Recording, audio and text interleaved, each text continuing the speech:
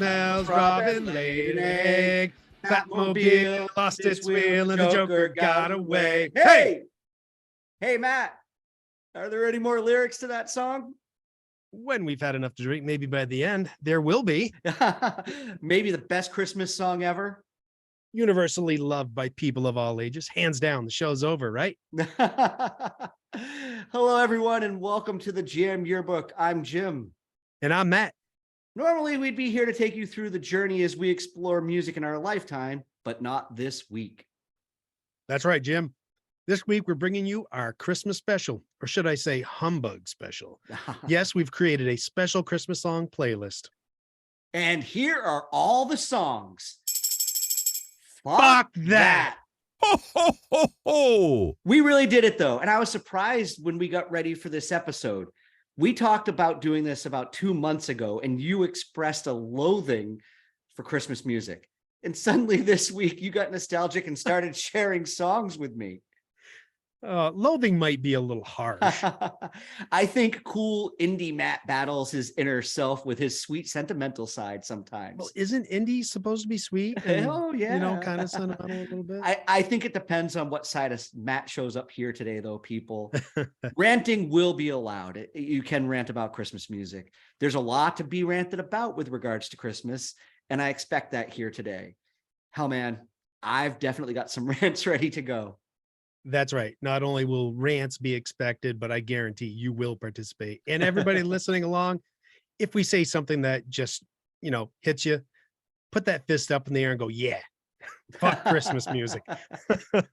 But, I would put Christmas music right up or down there with the late 90s that we've been having so much trouble enjoying or, revisiting. At least you know when Christmas music is coming. It doesn't sneak up on you like a ninja.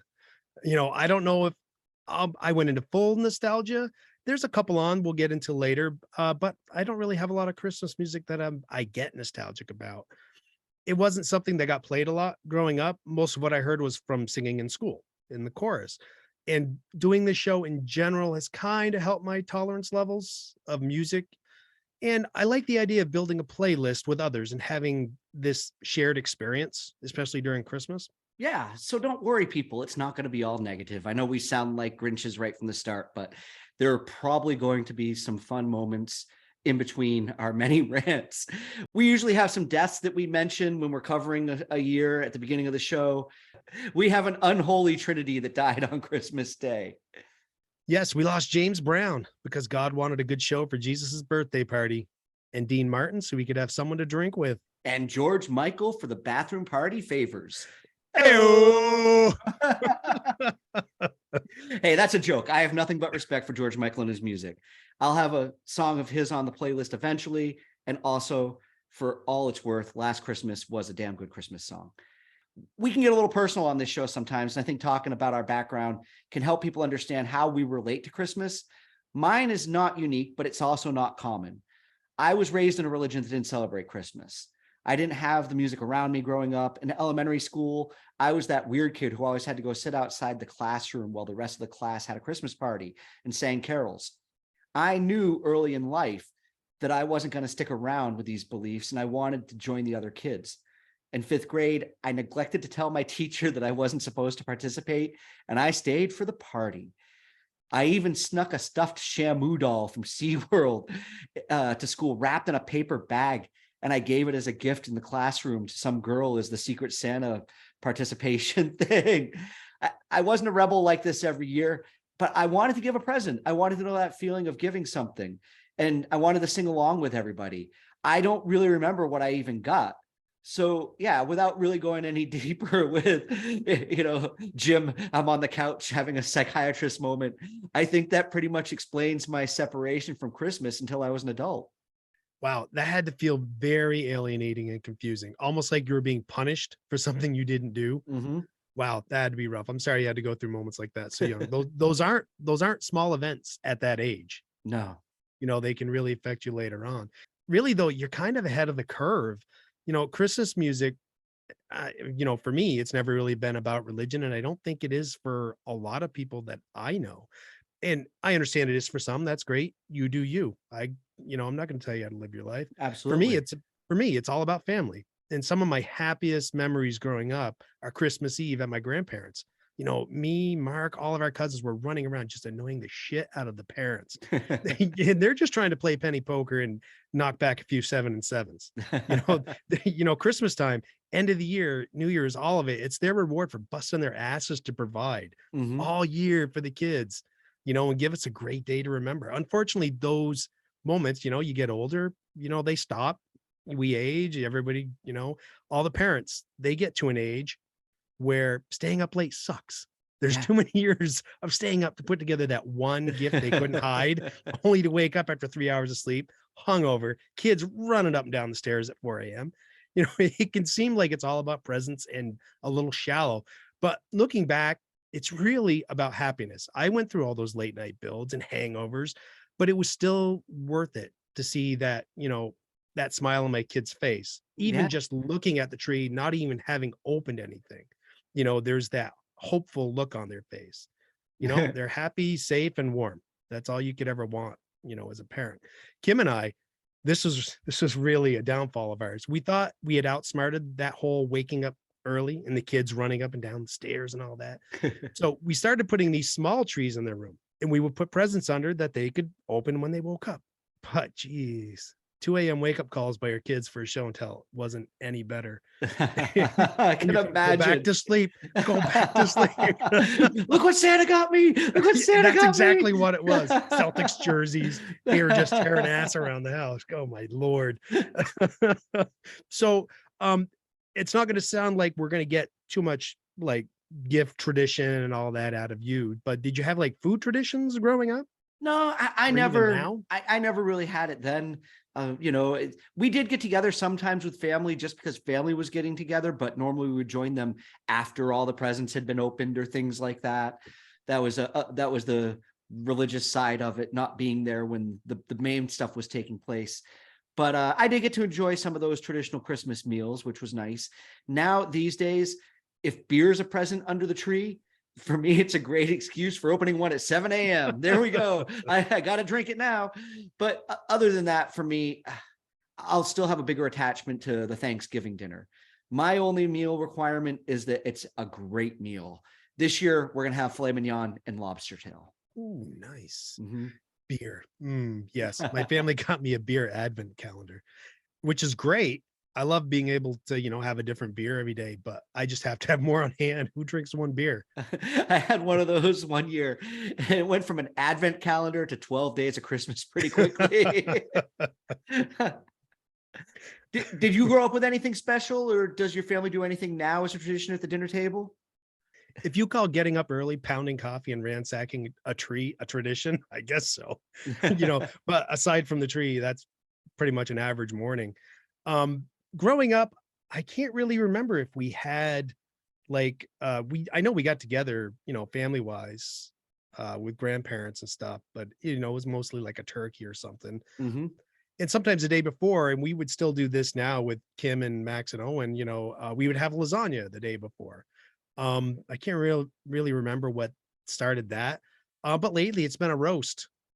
Okay. And on Christmas Day, and it may sound like a lot, but really a roast is just set it and forget it. And Yeah.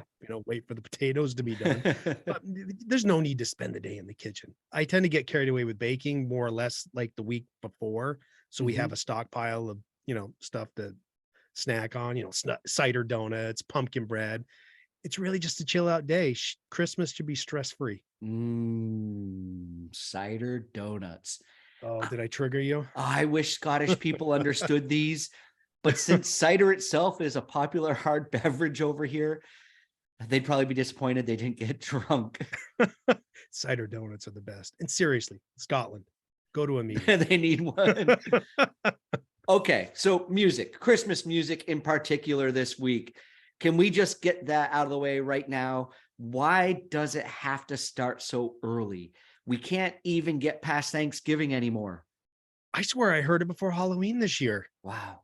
I understand people love Christmas, but even stores have backed off from Black Friday shopping a little bit. If you, Jim, if you could pass a law, no Christmas music until what, 2 weeks before, maybe 3, we have to give a little. I'll say 3 because other than public spaces, it's kind of easy to avoid it. Even, just bring some earbuds in your phone and pound out some Sabbath. So is this Christmas music barrage the same in the UK? Oh yeah, absolutely. See, I think over here it's a little bit different because there's no Thanksgiving here. So I think in a retail world, it just starts in November, in some places December. And I agree with you. I think the past year or so, I've seen it take a step back and not start as early, which has been nice. But I think what they should do is, if we're going to make Thanksgiving the marker, because they do have Black Friday here in the UK, oddly enough, they still want to make all the money and use the American holiday for, Yeah. nobody has the day off. But it's not like the insane lines. No, and it's not. fights that It's you not. used to hear about. It's not, but I've worked in retail here on Black Friday. And because it's so big in America, all your regional managers of your stores all think that they're going to be the biggest day of the year and they give the best sales, and you open up your doors and nobody walks in because they're all at work. But I think what should happen is after Thanksgiving, you should have a 2-week grace period where you have maybe 1 in every 5 songs or so before it kind of goes full blown on you. There was one job I had when I worked in retail where 1 CD got played all day long from November 1st. Oh. Yeah. Oh, and it should be a law that as of the 26th of December, it automatically just gets cut off. Automatic fines for any business still pumping it out, even just for the sanity of the staff. I never thought about the retail side of things. That must drive people insane. Yeah. Absolutely crazy. It makes me think of Paul Rudd in the 40-Year-Old Virgin when he's losing it over having to watch that Michael McDonald Yeah. video over and over. When I was managing one of my stores, the box in the back got stuck. I didn't realize this at first, and it just kept playing Christmas music going into January. And I thought, okay, well, this is odd. It kept going and going. And I was just thinking to myself, when are they going to stop doing the Christmas music? And I actually contacted IT to say, hey, my box in my store is continuing to play Christmas music.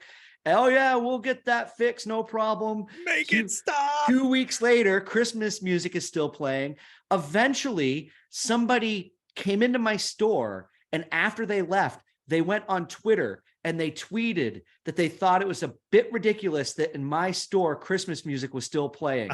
The next day, a new box showed up. Oh, and this was February by this point. Oh my God. Yeah. You should earn a badge of honor for that. It should.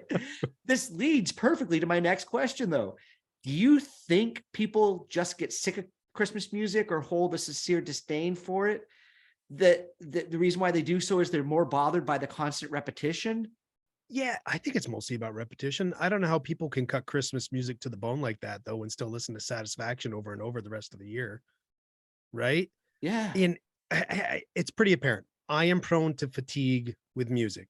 There's also the sickly sweetness of some of it. Just in version 1998 last week, I said that about everyday music. Those are a couple of my triggers. And I think people can get swept up in the holiday spirit towards the end of the year. And, you get all your New Year's resolutions. Oh, I'm going to be better at this. I'm going to do this, lose weight, blah, blah, blah. But by the time February comes around, people are back to just doing what they do. Right? Absolutely. Right. And all they got to do is get to work, go to the grocery store, get home, make dinner, go to sleep, do it all over again. And they don't want this just jingle bell ringing in their ear all day long while they're doing it. I like your comparison to having to hear Satisfaction, because I talked in 1998 about working in a kitchen where classic rock radio was playing all day long. And it really got to the point. And it is weird that people don't get as annoyed by this, because you're talking about that mundane repetition all the time. And when you're working constant shifts and you're listening to the same radio stations every day, these radio stations get allocated blocks of music from the big conglomerate record companies or whoever sends it to them. And they have to play these blocks over and over again for a period of time. We could accurately guess the next song almost 90% of the time. I'm making that number up. I completely believe it. But I'm saying it. You knew on Friday night exactly what time George Thorogood's One Bourbon, One Scotch, and One Beer was going to play. Oh, yeah. Yeah. It's easy to become cynical, right? Mm-hmm. because I know I'm cynical, and it can feel, Christmas music, and bring it back to Christmas music. Yeah. It can feel like a money grab and not genuine. Mariah Carey has a whole separate career based on that one damn song. Humbug. Yeah. Yeah. Let's talk about the Christmas season music, though. The Christmas songs themselves, since you brought up Mariah Carey's Yeah. song. Sorry. Sorry. We've talked about it in the past, Christmas number ones. It's a huge deal here in the UK, or at least it used to be. It's always had a bit of humor attached to it. When I came over in 1997, I remember a dance version of the Teletubbies theme song, almost beating out the Spice Girls. Oh, there was a television special where it got announced, and the Spice Girls were on.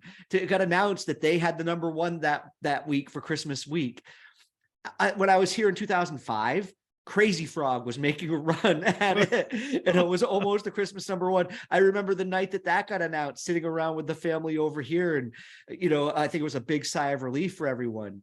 And in the 2000s anyway, there was a constant run of an X Factor winner. So that's like American Idol over here. Yep. The show was actually designed to finish, and the winner would be announced, and they would release the winner's single just at the right time for it to hit number one at Christmas. So by 2009, the British public were so fed up with this spoon feeding that they were getting from television and radio that they revolted. And that year, there was a massive campaign that was successful in making Killing in the Name by Rage Against the Machine the number one song. Now, if that isn't a feel-good moment, I don't know if there ever was one. But I got to tell you, for the last 3 years, it's been some YouTuber, comic blogger guy called Lad Baby singing about sausage rolls. And I think it's time for a new revolution. That's a lot of life from sausage rolls. Oh, way too much life. It seems the public's been messing with that thing for a while, though. Mr. Blobby, that thing is creepy. I am so surprised and thankful that hasn't, been attempted in the States to do something like that. People have the choice to just turn it off and not watch X Factor or things like that. That's true. That's true. And I don't understand how to combat that, because I think just after a while, it just becomes a habit to tune into stuff like that. Well, I would also say that probably 51 other weeks of the year, most of the time, we'd be pretty pissed off at what the number one song was in the country. Yeah, you got him right. But for some reason, we really take aim at it when it's Christmas week. Yes, we do. You talked about Mr. Blobby. That guy, whatever he was, is just an overgrown shmoo. Do you remember that cartoon from the 80s? Oh my God. What was that? Was that in It was like Scooby-Doo or the new Shmoo Review. Yeah. I knew it was like a Hanna-Barbera kind of thing. It was. But let's not forget the aforementioned Mariah Carey and the problem that's going on right now in the United States. It has been the number one song for the past 3 years at Christmas. This is probably an accurate example of where streaming has killed the charts. There are probably thousands and thousands of stores in the States streaming this over and over all day long. I'm sure it's not an accurate count of people listening to it by choice. I wonder if they differentiate streams like that. If they get that granular, or say a stream is a stream.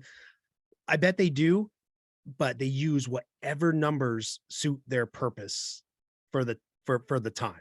Whatever they're trying to prove, hey, it's the number one song. Yeah, but it's because it's in every Target and Walmart. Yeah. 20, 30 times a day. Boy, I'm quite the lump of coal, aren't I? I think if it's just coming off these Spotify or iTunes accounts, there's no way of really telling. When I worked in a large electronics retailer over here, someone would just come on shift and they would go load their own profile up and start to put their songs in. Because the screen would lock, they could walk away and put their own playlist on. I completely understand where your lump of coal is coming from. And I think part of it is why, or you're hearing all these stories about artists' catalogs being bought up. Mm-hmm. And we're going to start seeing a lot more of this, right? And pretty soon, all you're going to hear are the big name, well-known acts. You're not going to hear the lesser known groups anymore. All right. Anyway. So we've gotten off Christmas music.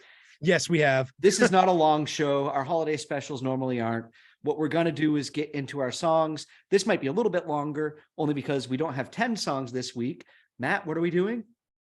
The 12 songs of Christmas, I guess. Damn right we are. That's what we're supposed to do, isn't it? So are we gonna go one? We're gonna go one for one, or are we just gonna read down the list? You go one for, and I'll go one. We can just go one for one. Okay. All right. So since I started the last show, the first song, I will pick the first song for this show. And I had a lot of fun actually picking these songs out this week. The first one I'm going to go with, I mentioned it was a George Michael song earlier, Last Christmas, but I didn't pick the George Michael version. Instead, I picked the version by Jimmy Eat World. I just happen to really like this cover a little bit more, I think, than the George Michael version. And George Michael has a really great voice, but I like the instrumentation, the way they put it together. And, when a cover version makes you happy, that's what you got to run with. Jimmy Eat World, at this moment, they were hitting a sweet spot for me at their point in their career. So that's my first choice. Jimmy Eat World, Last Christmas. All right. I can't wait till we get to the year where Bleed American comes out, because that is one of my favorite albums of that year. One of mine. That was really good. Yeah. Yep. And it's really too bad that melody is wasted on a Christmas song, because it's a great melody. Yeah, that's a song that could be played any time of year. Oh, Absolutely. yeah, definitely. Yep. Definitely. All right. What's your second day of Christmas? My second day of Christmas will be Elvis's Blue Christmas. Other than the lyrics, there's nothing that screams this is anything but an Elvis Presley song. And that's good enough for me. I've always had a thing for this song, especially the background vocals. Ooh, I don't know why. I love Elvis. That's why. And you've talked about growing up in a household where your mother loved Elvis, so I'm sure this song got played around exactly. Christmas time. But is it really Christmas if you don't hear Elvis sing Blue Christmas? I don't think so. No. All right. So we'll go to day number 3. All right, Jim. Day number 3. Let's open up another present. All right. I'm going to open up. Well, it's Christmas, so let's bring in Bad Religion. But they do a great cover of White Christmas. And if you're sick of hearing Bing sing it, Bing's classic. It's great. It's lovely to hear if you're sitting around with your mom and just enjoying Christmas season. But if you want to sit around with some friends and drink beers and have a great Christmas song, this punk version is awesome. Roll over, Bing. Like I said, the original is great too, but there's great harmonies on this. Yeah, there is. Yeah, which surprised me when I really listened to it this week. I'd heard it before, but as I was trying to go in depth with it, I was like, I'm not used to Bad Religion having harmonies and singing this good. Yeah. And it was a great attempt. The singing at the end is so good. So yeah. Cool. Check it out, everybody. That is my third day. So it's fourth day of Christmas, Matt. What are we listening to? We are going to listen to Slade, and Merry Christmas, everybody. I'll take any chance I get to add Slade. It's a great upbeat sing-along song. It's happy, with an eye to the future, right? It's Christmas. It's only begun, but it doesn't sound sappy. This is one of those songs, you talk about songs that you hear on the radio every single Christmas season over here. It's played again and again and again. And I think I'm fortunate that I'm not from here, because I didn't have to listen to it growing up and my whole entire life. But it's one of those songs that has not fatigued me at all yet to hear. It's a lot of fun. Christmas season rolls around, Slade comes on the radio. You're like, fuck yeah. I remember about probably like 10 years ago, I heard this song for the first time.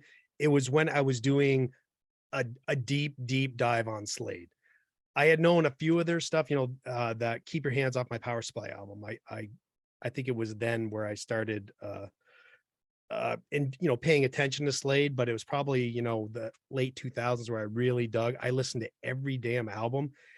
And I remember when this song first came on my earbuds, and I'm like, this is a Christmas song. What the hell? But then I kept hitting repeat on it because I'm like, this is a damn good song. And it was like July. Yeah. And I think out of all of the songs that we're going through today, this is the only band that has I got one at the end, but out of all of them, there are only 2 that these are original to the artist. Oh, yeah. So kudos to them for having a song that stood the test of time. 1973 is when it came out, and it's still getting played over here every year on the radio. Yep. Think about how old you were when that song came out, right? Yeah. That's old as shit, everybody. Yes, it is. So my day number 4 song, I'm going to say, is Blind Guardian. Merry Christmas, everybody. Hey, you got your peanut butter and my chocolate. It's a great song, right? Yeah, it was funny when we were getting together this week and chatting about what songs we were going to put on the list. This is a metal version of the Slade song. Now, Slade's hard rock, it's a good rocking version, but Blind Guardian does that big epic kind of metal take on it. And it blends really well together. And it was really funny.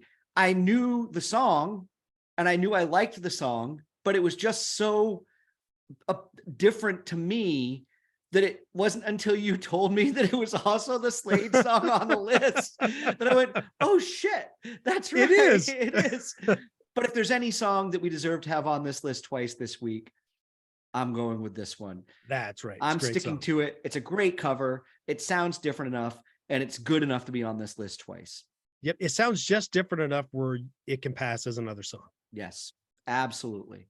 So that's number 4. Day 5. Day number 5 for me, I'm going to go with Jingle Bells by Bare Naked Ladies. If anybody's listened to the playlist that we put out for Christmas this week, you'll know that this song gets delightfully obnoxious about halfway through. It even has the Batman Smells verse. Yeah. And this is probably the only one that I have a sentimental attachment to. Maybe the only Christmas song I have a sentimental attachment to. My kids would run around that house like maniacs when this song came on. They would just kind of sit out. I remember one time in particular, they would just be on the sit and spin in the kitchen during the slow spot song. And then as soon as it came on, boom, they're up and just running around the house. That's awesome. And it definitely does kick in. I didn't hear this song until this week when we were talking about songs and you shared it with me. And when I first heard it, I was taken back by how mellow it the beginning was, because it is a Bare Naked Ladies tune. They've got a reputation. But yeah, it's a blast once it gets going. And I'm not surprised that your kids got wound up and ran all over the place. Day 6? Day 6 for you. All right. My day What's this little lump of coal going to be, Jim? Well, I'm going hipster a little bit. I'm going with Julian Casablanca. Oh. And the song is I Wish It Could Be Christmas Every Day. He sounds like he was born to sing this as much as he was born to sing any Strokes tune. It kicks ass. It's great. Yeah, it does. It sounds just like a Strokes song. Yeah, it does. Even if you left the chimes in, I could definitely see the Strokes just change the words and have a completely different song. A different song. And it would be, What's day 7? Day 7 will bring us to Run Run Rudolph by Chuck Berry. Yeah. Classic Chuck Berry guitar, and that's cool as hell. Chuck Berry is rock and roll. Absolutely. Great song. Absolutely. I do actually love this Christmas song. It's a great Christmas song. Oh, here we go. Matt's got another one that he kind of has an attachment to. Yeah, because it's boogie woogie. It's just great. Yeah. I have the same sentiment for this as I do the Elvis tune. It's not Christmas until you hear Chuck Berry sing Run Run Rudolph. You need to have this song in there as well. Good choice. Day 8. All right. Day 8 for you, Jim. Day 8. I am going to go with the Toasters and their version of Winter Wonderland. The lead singer sounds incredibly close to Louis Armstrong in this, but the ska music behind him, it just kind of makes you want to dance in your space and be happy. It's a great version of Winter Wonderland. And towards the end, the music kind of changes over for a bit to this New Orleans jazz feel. It's a lot of fun. Horns, ska guitar going, and you got that voice. Yes, it's going. Skanking in a winter wonderland. Yeah, the changing the lyrics is kind of funny. Yeah, in the meadow we can build a snow woman. Yeah, I think it was fun. Like okay, okay, but yeah, we won't go down that road. But all right, day 9 of Christmas. Day 9. What do you got? We're going to bring in some more instrumental and Low Straight Jackets in their version of Jingle Bell Rock. Jingle Bell Rock is probably one of my most hated Christmas songs of all time. Mm-hmm. I don't know why, but it's just like somebody yelling in my ear. And it drives me nuts. But you take the voice out of it and you turn it into this surfy instrumental piece by the Low Straight Jackets, and I love it. Yeah. You sent me a clip of them playing this on, was it Letterman? Yeah, Letterman. Yeah, earlier this week. And it was absolutely fantastic. And what can I say? Every time these guys touch a piece of bad music, they make it better. You brought this up with My Heart Will Go On Celine in Dion, 1998. Yeah. I had to go check that out after you said it in the show. It definitely worth it. Lost Straight Jackets, guys. Jingle Bell Rock. Good choice. Oh, hey, Matt. Okay, so it's my turn to go next. And I've just got to say, somewhere along the line, we've miscounted the days. Ladies, I blame gentlemen, beer. People listening, we're normally used to going, what's your number one? What's your number one? Yeah. What's your number two? What's your number two? We're thrown way off by this syncopation. Yeah. So Counting past 5 is a challenge. it is. So here we are. This is actually day 11. If you had the same day twice, well, suck it up. Good for you. Yeah, exactly. Day 11, I am going to go with Curtis Blow. And the song is Christmas Rappin'. The bass line of this sounds incredibly close to Another One Bites the Dust. Yeah, it does. Like really right there. It's got cool breakdown beats in it though at the same time. This is early 80s rap. And I like how he has that same cadence and flow that he has in the breaks. But he's just here to tell us about Christmas. And that's it. It's no nonsense. Yeah. Exactly. There's no real heavy sentiment to it or anything. Normally he's here to rap about something else, but today I'm here to rap about Christmas. Yeah. And it's fun. And I have a thing for Curtis Blow. I like his music. I think he's a pioneer of hip hop, one of the absolute originals. And I think that I've got to include him in my Christmas playlist. Cool. I thought for sure you were going to have Run DMC. Almost. What is it? Christmas in Hollis? Yes. I think is their Yeah, song. Yeah. I was like, oh, Jim's going to have that. I was on the cusp. It was really kind of between these two songs. Oh, yeah. Yeah. Yeah. All right. So that is my number 11. I'm certain now that is my day 11 song. What is so it's up to me to finish it up with day 12. You have to finish it up. So, well, it's got to be the 12 Days of Christmas then, right? Of course this it does. time it's by Bob and Doug McKenzie. You didn't think you were getting away without Bob and Doug, did you? I hope not. Yeah. Hey, it's nice that you get a little bit of skit in the beginning and then they do a crazy wackadoodle song. Yeah, they do. 5 golden tubes, 4 pounds of bag bacon, 3 French toast, 2 turtlenecks. That's great. The 5 golden toques is absolutely hilarious. Yes. Go on, you hoser. Hoser. Well, it should really just be the 5 days of Christmas. Hey, Just like our list should only be 5 because we can't count. And like that, the 12 days of Christmas are over. It doesn't mean that the rant has to stop, but just continue it on your own time because I'm done spewing it out into your head. I think that if people are at home keeping score of this show, for everything Matt said that he disliked about Christmas music, secretly underneath, he said something that he liked and was sentimental about it or had a reason. Hey, don't make it sound like I was the only one unhappy with it. No, you're absolutely right. And I think the difference for me is that you played in like high school band and stuff. I never had to play this music.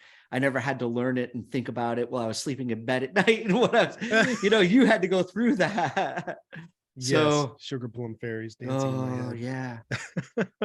So there we go. Christmas is over, everybody. Christmas is over. And guess where we're going next? We're going to wrap up the year with 2022. Well, what else would we do? We're finishing the year. Why not cover the year that we're going to finish up? Exactly. We can get it out of the way. Yeah. We should do 9096 though and get that out of the way. Speaking of lumps of coal. Yeah, we'll get around to that. Yeah, we will. We will. But no, 2022, I think I wanted to talk about this anyway. I brought it up recently, maybe in 2018, that I was looking forward to doing this because I talked about a curve in music that we saw taking place from 2018 onward. So I want to see what our reaction is going to be when we do the next show and talk about that next week. I think we'll be slightly surprised. I've had a preview and I've been kind of happy with what I've looked at, but I have to wonder if it could be residuals of this curve, because we also talk about 1991. There's a build up to it. And then there's a carry on in 92 or 93. And then obviously we know where we start to get by 96, 97. Yeah. So we've kind of noticed this arc right around 2017, 2018? 2018, I think. We haven't 2018, yeah, because I don't think we've covered 2017 and No. 2016. I think we kind of thought sucked. Yeah, it did. It was bad. Yeah. But I think by now in 2022, there is so much music released every year that you can find a lot of what you do like. Yep. I agree with that. And the positive side of streaming is you can discard everything that you don't like, Mm-hmm. completely discount it out of your life and not have it affect you either way. Yeah. But what So I expect we're going to have positive reviews on 2022. I think so too. But one of the things I'll say in defense of finding that stuff you like is we still search in certain ways, and we read about music, or we have playlists that are kind of directed at us because of algorithms. And I'm still being fed music, I think, in 2022 that I'm enjoying a whole lot more than I was 5 or 6 years ago. Yeah, So, but it shouldn't be that hard to find music that you do like. And sometimes it is. you remember episode 1986, right, Matt? Our second episode. Yeah. Yeah. It can be that hard. But it can. You all heard him last week for episode 1998, right, folks? You know, this guy thinks every year great music is supposed to come out. Well, it should be, like I said, it shouldn't be that hard to find something great that you like. Yeah. You know, it's just that I think now we're getting an abundance of what you can find that you like. And it makes a difference. It helps. All right. Yeah, it does. We're dragging this out. Matt, it's your turn to say goodbye to everybody. So you lead us out. From the Jam Yearbook, we would just want to wish everybody a Merry Christmas, Happy Hanukkah, whatever it is that you celebrate. Just be nice, be kind to everybody. And thank you so much for tuning in every week and listening. And please continue to do so, because we're going to go until we run out of years. And ideas to intervene And those ideas. years. Yeah. No, There's only so many holidays. There are only so many holidays. Matt, it's been great to chat with you once again. I hope you and your family had a fantastic Christmas, and I look forward to taking this into the new year with you. Same here. Everybody, peace, love, and podcast.